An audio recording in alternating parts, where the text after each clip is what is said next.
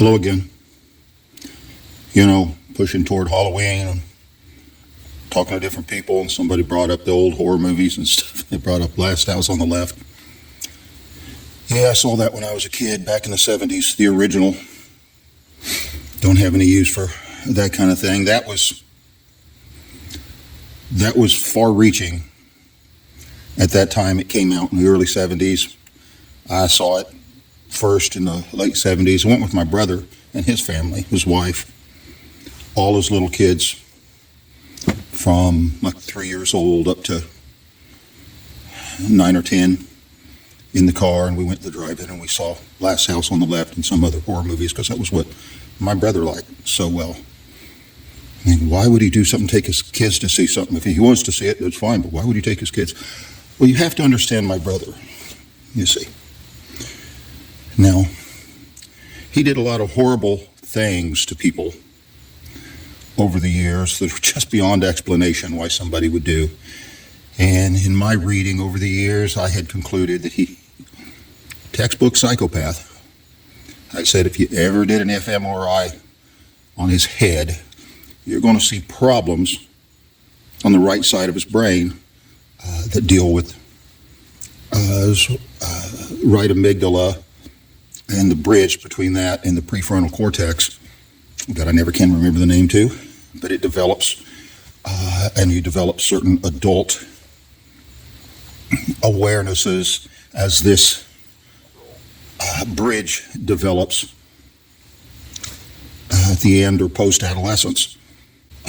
After all these horrible things he had done, unbelievable, my brother Ron, he had a stroke, really massive stroke, so they did an MRI on him, and they were perplexed because the arteries on the right side of his brain had never fully developed, so he hadn't been getting blood flow over there. His right amygdala was not fully developed, and that bridge, which brings about adult sensibilities, never occurred.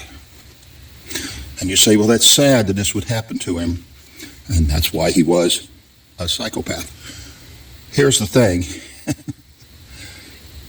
He was an ordained minister when he took me and his family to see The Last House on the Left. Now, he was an ordained minister, and he did 90% of his other really crazy stuff that you don't even want to hear. Why was it all the ministry people around him never picked up on all of this? Now you say, well, he had these problems in his brain. He couldn't help being the way he was. You still have a choice. And there are other people that have realized this about themselves who are big in ministry stuff and have been open about it and arranged their life so that the limitations this causes for them don't damage the people around them, and they can still work for God because they take responsibility for it, they take ownership of it, and that leaves nobody with the excuse of saying, I couldn't help it. But the people that have no excuse to say, I couldn't help it, are the people around that ordained this man into ministry and never saw an inkling of these problems. And they were there to see because all of us knew all about him. The older children in the family never took his Christianity seriously because they knew him.